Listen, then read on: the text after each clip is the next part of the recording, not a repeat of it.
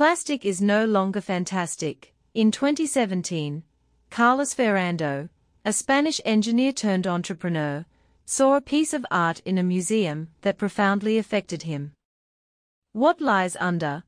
A photographic composition by Indonesian digital artist Ferda Rizkyanto, shows a child crouching by the edge of the ocean and lifting up a wave to reveal a cluster of assorted plastic waste, from polyethylene bags to water bottles. The artwork, designed to raise public awareness, left Ferrando angry and fueled with entrepreneurial ideas. Ferrando runs a Spanish-based design company, Closca, that produces an ingenious foldable bicycle helmet.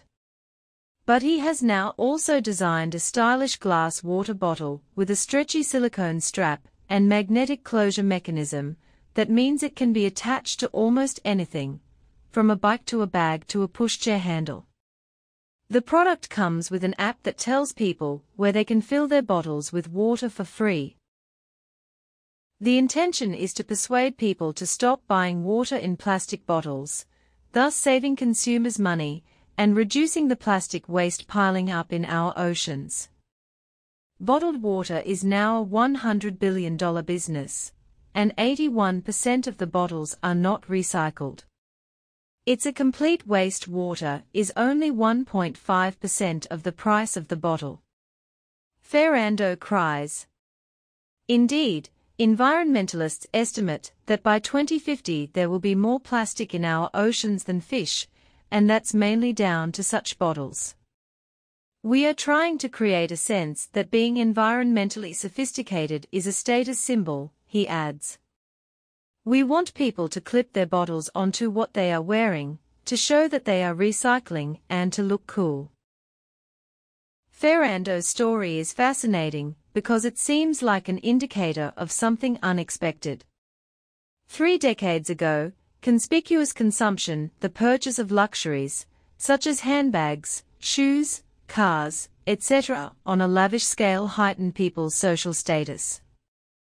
Indeed, the closing decades of the 20th century were a time when it seemed that anything could be turned into a commodity. Hence the fact that water became a consumer item, sold in plastic bottles, instead of just emerging, for free, from a tap. Today, though, conspicuous extravagance no longer seems desirable among consumers. Now, recycling is fashionable, as is cycling rather than driving.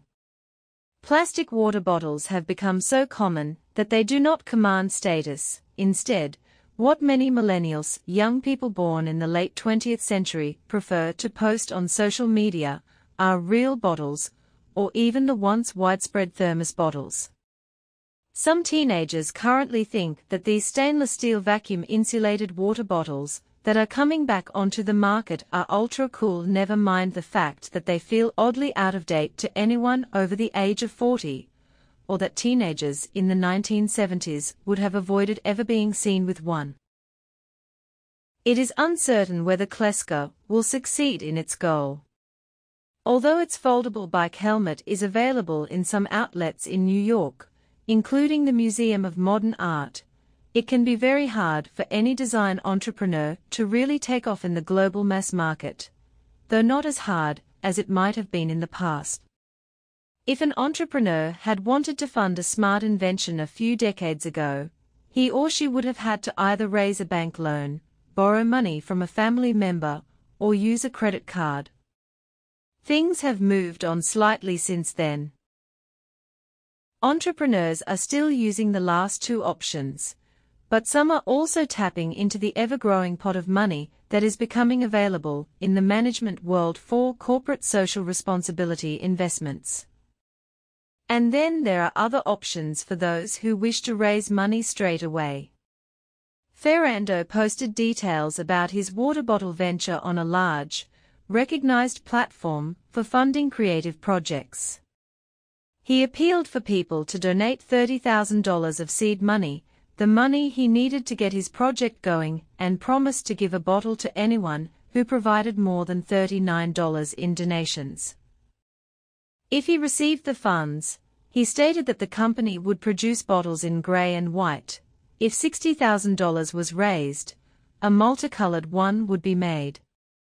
Using this approach, none of the donors has a stake in his idea, nor does he have any debt.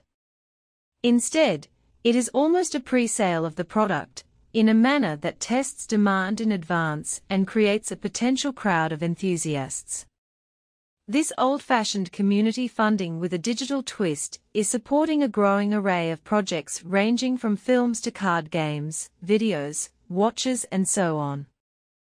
And, at last count, Kloska had raised some $52,838 from 803 backers.